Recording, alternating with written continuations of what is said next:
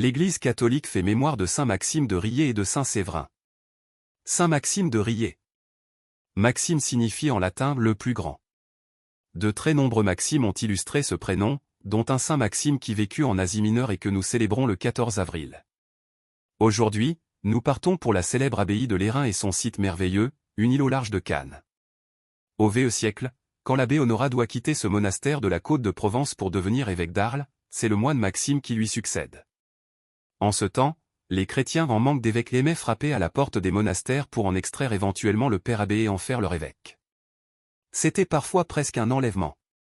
C'est ainsi qu'un beau jour une délégation très décidée de chrétiens de Fréjus s'en vint faire une tentative semblable à Lérins.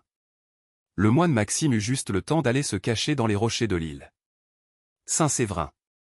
Aujourd'hui encore à Paris, dans le 5e arrondissement, s'élève une église de grand rayonnement dans le monde intellectuel et universitaire, l'église Saint-Séverin.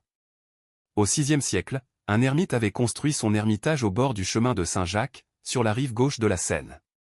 La biographie de Saint Claude, ou Clodoald, petit-fils de Clovis et de Clotilde, rapporte que ce jeune prince renonça à la couronne royale pour venir se mettre sous la direction de Saint Séverin, qui termina sa vie à Paris vers 554.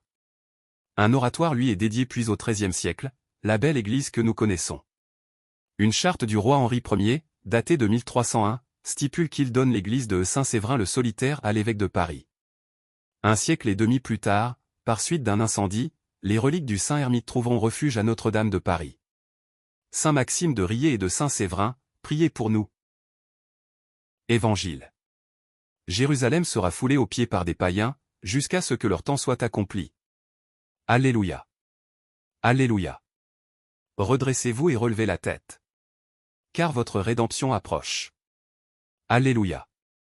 Évangile de Jésus-Christ selon saint Luc. En ce temps-là, Jésus disait à ses disciples: quand vous verrez Jérusalem encerclée par des armées, alors sachez que sa dévastation approche. Alors, ceux qui seront en Judée, qu'ils s'enfuient dans les montagnes. Ceux qui seront à l'intérieur de la ville, qu'ils s'en éloignent.